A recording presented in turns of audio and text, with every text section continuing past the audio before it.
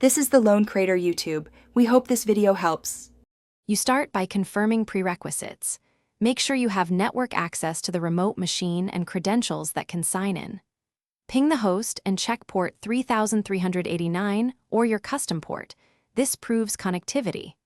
Once done, enable remote desktop on the target, add the authorized user, and temporarily disable or adjust the firewall to allow the session. These steps establish permission and basic connectivity, so subsequent troubleshooting focuses on services and authentication rather than simple blocks. Next, inspect core services and access controls.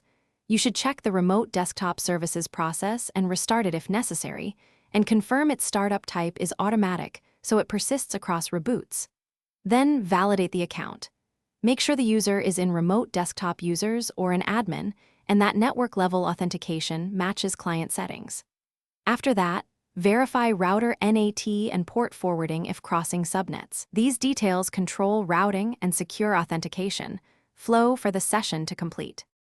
Finally, attempt a local client connection using IP first, then hostname. That separates DNS issues from network blocks. If you get an error, review RDP client error codes and check Event Viewer on the host for authentication, TLS, or driver errors. Once you make a targeted change, reboot the remote machine to apply settings.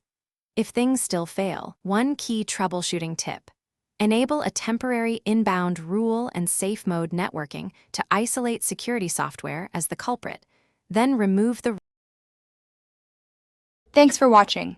Consider subscribing if we helped you.